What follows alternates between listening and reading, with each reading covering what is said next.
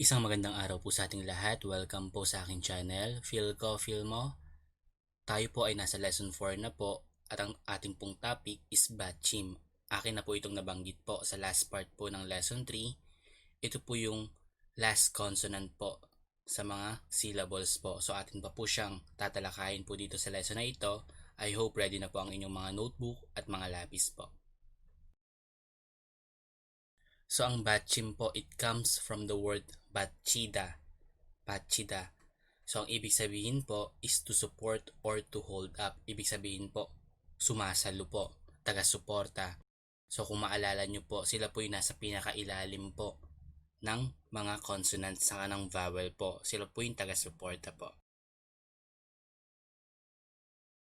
And it is always a consonant. Hindi po pwedeng maging vowel po ang Batchim. So ang Batchim po, it is either a single consonant po or cluster consonants. Kung maalala nyo po ulit dun sa last part po ng part 3 po sa lesson 3 po natin, maaari po silang isang Batchim lang po at maaari rin pong maging dalawang Batchim. For example po, ang ating pong bansa, ang Pilipinas po, ang Korean word po nito ay Philippine. So makikita nyo po yung mga color red, naka-highlight na red po na Korean character, sila po yung Batchim po. Kung mapapansin nyo po yung syllable na li, so wala po siyang Batchim. Yung pil lang po, saka yung pin. Okay? And for South Korea po, ang tawag po nila sa bansa po nila is Daehan Minguk. So yung second, third, and last syllable po, lahat po sila ay merong Batchim. Okay po ba? So meron din po silang iba't ibang rules, which is tatalakayin po natin po ngayon. Okay, for our rule number 1 po, kapag ang Batchim po ay nag-e-end po sa mga characters pong ito, binabasa po sila na either G or K. So for example po, ang word po natin ay knock. Knock. Ang ibig sabihin po nito ay soul or spirit or yung pangkaloob po, yung kalooban, kumbaga po. Okay? So hindi na po binabasa po yung last character po dito. So naging silent na po siya. So ito po siya, pasok po siya dito sa rule na to. So magbibigay pa po tayo ng isa pong example. Dito naman po is duck. Ito po yung sample po natin po. Nagamit na po natin ito sa lesson 3 po natin. So hindi na po binabasa po itong character na to, yung real. So ito po, saka ito, sila lang yung binasa. Naalala nyo po ba ibig sabihin nito? Ang ibig sabihin po ay chicken, duck. Okay po? Okay, for our second rule po, kapag ang mga Batchim po ay nag-end po dito sa mga characters pong ito, hindi ko na po sila isa-isang basahin po. Ang basa po dito ay D or T. For example po, nag-end po siya sa cheat, pasok po siya. Ang basa po dito ay beat. Beat. Yan po, beat. Ang ibig sabihin po ay light. Okay, another example po para sa rule number 2 po natin. Nag-end po siya sa jit. Pasok pa rin po siya. Ang basa po dito ay not. Not. Ang ibig sabihin po ay daytime. Okay po ba? Para sa rule number 3 po natin, kapag nag-end po siya sa mga character pong ito, okay, M po ang basa lang, niyum. So, simple lang po, Sam, ang ibig sabihin po ay number 3. Okay po? Another example, dito po, pasok po siya kasi ito po yung ginamit po. Ang basa pa rin po dito is Sam. Parehas lang po ng basa po dun sa una nating example. Ang ibig sabihin po nito ay buhay, life. Okay, for our rule number 4 po, kapag ang Batchim po ay ang mga character pong ito, ang basa po sa kanila is letter L. Okay po, ang sample po natin is Yan, simple lang po. Madali lang pong basahin. Mal. Ito po ay kabayo or horse. Para sa rule number 5 po natin, kapag ang Batchim po ay nag-end po sa mga characters pong ito, ang basa po ay letter N. So, ang example po natin, ang basa po sa kanya ay tun, dun. Ito po ay pera or money. Okay, for our rule number 6 po, kapag ang Batchim po natin ay ang mga character pong ito, ang basa po sa kanila ay B. Okay? For example, ito po yung Batchim po natin dito. Okay, pasok po siya sa rule. Ang basa po ay gap. Gap. Ang meaning po ay price or halaga. Para sa rule number 7 po natin, kapag ang Batchim po natin ay iyong, yan po, hindi na po siya fake consonant dito. Simple lang po, ng lang po siya. For example, ang word po natin is bang. Bang. Ang ibig sabihin po ay kwarto or room. Para sa rule number 8 po natin, starting from here po, medyo mahirap na po sila. So I hope makinig po kayo mabuti. If yung Batchim po natin is real at sinusundan po ng vowel po sa susunod pong syllable, ibig sabihin po, hindi po siya hindi po siya single syllable po, kundi more than a syllable na po. 2 or more na po. So yung Batchim po natin, nag-shift over po siya. Ibig sabihin po nagki-carry po sa susunod pong syllable. At nagiging R po ang basa. So mas mabuti po ipakita ko po sa inyo. So makikita nyo po rito, real po yung Batchim po natin. Pero makikita nyo po dito, ang next po is iyong. Pero sabi ko nga po sa inyo, kapag ang iyong ay nauna po sa vowel, siya po ay naging fake consonant. Hindi po siya binabasa. Sa madaling salita, ang kinoconsider po natin dito na next character po is yung letter, yung character na E. Okay po, which is yung vowel po. So, ang mangyayari po, yan po siya. Imbis na full E ang basa po ay puri. Puri. Okay po ba? Pu, tapos nag-carry na po ito, papunta na po dito. Puri. Ang ibig sabihin po ay interpretation. Okay po?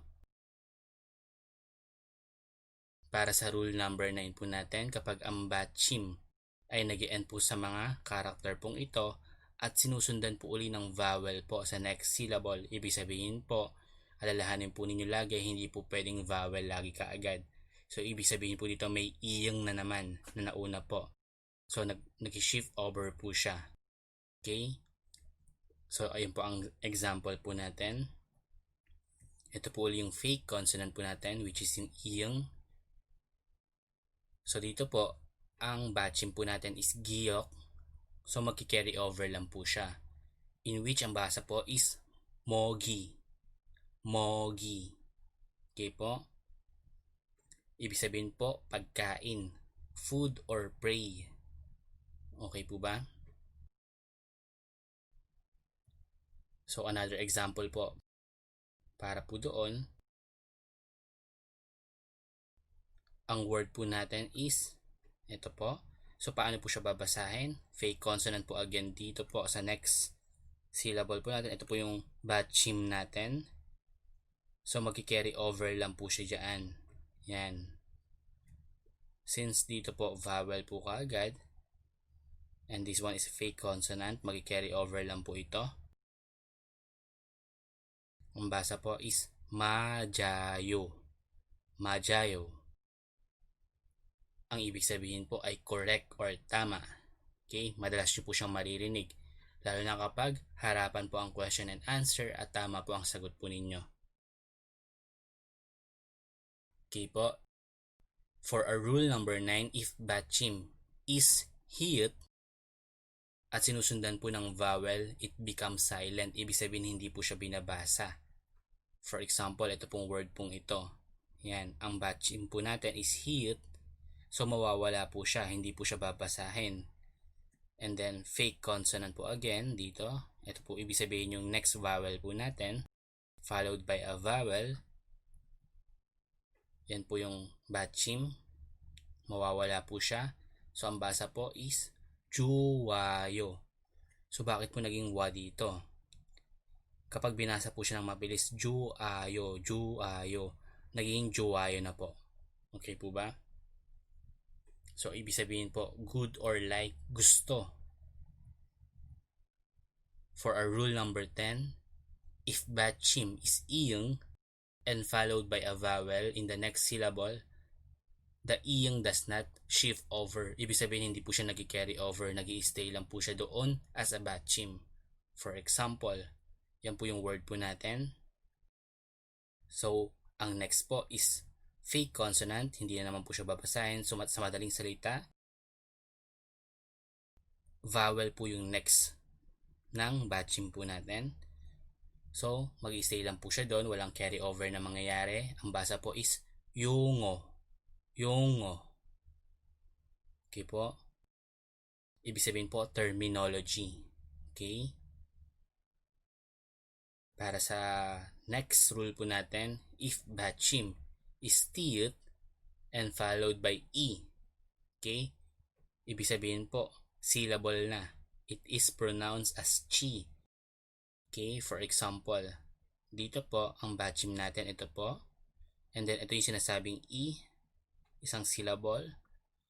Ang mangyayari po, dito, plus ito, ang basa po ay chi. Yan. Gachi. So, ibig sabihin, ito po yung binasa, ga, plus ito po, naging chi. Gachi. Okay po, ang ibig sabihin po is together, gachi. For our rule number 12, if yung batchim po natin is digid at sinusundan po uli ng syllable na E, ang basa po ay G. G. Okay, dito po. Ito po yung batchim natin. And sinusundan po ng syllable na E, ang basa raw po dito plus dito ay G. Yan. Basahin po natin. Hedoji. Hedoji. Ang ibig sabihin po ay sunrise. Hedoji.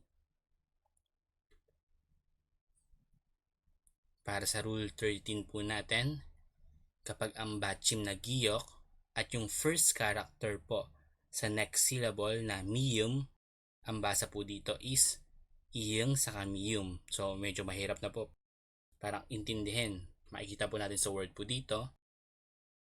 Giyok ang batchim po natin at sinusundan po ng miyum kaagad na first character. So wala na po yung fake consonant. Ito raw pong giyok na to magiging iyong at mag-i-stay po yung miyum po. Yan po. Ibig sabihin po, yung giyok naging iyong na. Bung mun. So makikita nyo po rito, ang word po is bung mun. Bung mun. Ang ibig sabihin po ay North Gate. Okay, for our rule 14 po, kapag ang batchim na niyan at ang first character po ng next syllable ay real, parehas nabasa po sa kanila ay real. Makikita nyo po rito, niyan, niyan, and real. Basa raw po sa kanilang dalawa ay real. Tingnan po natin. Yan. Imbis na wonly, ang basa po ay woli. Woli. Ang ibig sabihin po ay principle. Hindi po yung may prinsipyo ka, kundi principle. Yung ginagamit po sa math. Okay, principle lang ganito. Principle lang ganyan po. Okay. For our rule 15 po, ang batchim na hiyut at ang first character po ng next syllable ay jiyut, naging chiyut daw po ang basa rito. For example, for this word, ito po yung batchim natin. Ito yung next syllable. Ito yung next character po sa next syllable. Ang basa raw po dyan ay ganito po. Kurocho. Kurocho. Okay po ba? Kurocho. Ang ibig sabihin po is yes or right. Okay, para sa rule number 16 po natin, kapag ang batchim na iyang at ang first character po sa next syllable ay real, ang tunog po dito ay iyang sa kaniyan. For example, for this word po, iyang yung batchim at yung sumunod po sa next syllable ay real, ang basa daw po dito is iyang, mag-i-stay pa rin po siya pero ito po ay magbabago. Into niyan. Okay po? So, ang basa po dyan ay 종료. 종료. Ang ibig sabihin po is end or close. Tapusin na raw po. Tapusin. K-E-end na. And then for rule number 17, kapag ang batchim nagiyak and the first character of the next syllable is niyan, ang tunog daw po dito ay iyang sa kaniyan. So, magbabago po yung giyok. Okay, for this word po, ito po yung mga sinabi po. Giyok, tapos sa next syllable, yung first character is niyon. Ang basa daw po dyan ay hangyon. Hangyon. Ang ibig sabihin po nito ay year or grade.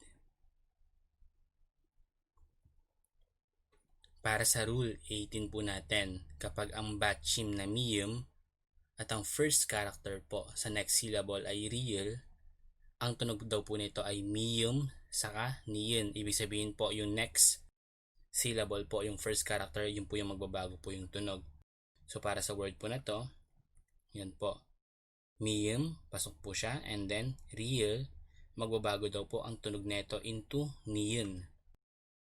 Okay? So maging ganyan daw po siya.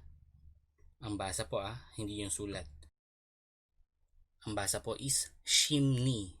Shimni. Ang ibig sabihin po ay psychology.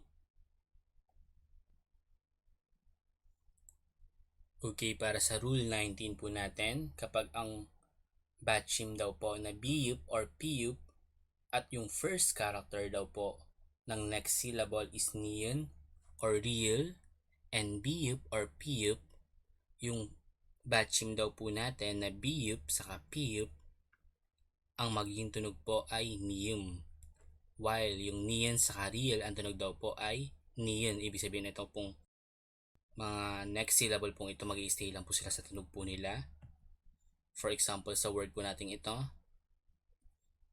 okay, biyup po yung batchim natin. Tapos yung next character po sa next syllable is niyan. Okay, ang basa daw po dyan is shimnyon. Shimnyon, ang ibig sabihin po is 10 years. Okay? Para sa last rule po natin po dito, kapag ang batchim daw po na real at yung first character po sa next syllable is niyan, ang tunog daw po niya parehas po is real. Okay? For example, dito po sa word na to, real sa niyan, itong niyan daw po magbabago into real. Okay daw po, ganyan po siya basahin. So, ang pagkakabasa po sa kanya ay shille. Shille, hindi po shilne, kundi shille. Ibig sabihin po is indoor. Okay po, so from rule number 1 hanggang rule number 20 po. Actually, hindi lang po ito yung mga rules pong ito. And then, mas marami pa po. So, ito po yung madalas po nating magagamit. And then, ito pong mga rule na ito is masasanay lang po kayo kapag lagi po ninyong ginagamit po yung mga word pong iyan. Hindi naman nyo po lagi kailangan kabisaduhin, pero as long as napapractice nyo po yung mga words, masasanay naman po kayo at matatandaan nyo po lagi. So for this time po, dito po muna tayo magtatapos. Thank you po again for watching. Don't forget to hit the like button. Please subscribe po. Ito po yung makakatulong po dito po sa akin. And please click po yung notification bell para updated po tayo sa mga susunod pong videos. Thank you po.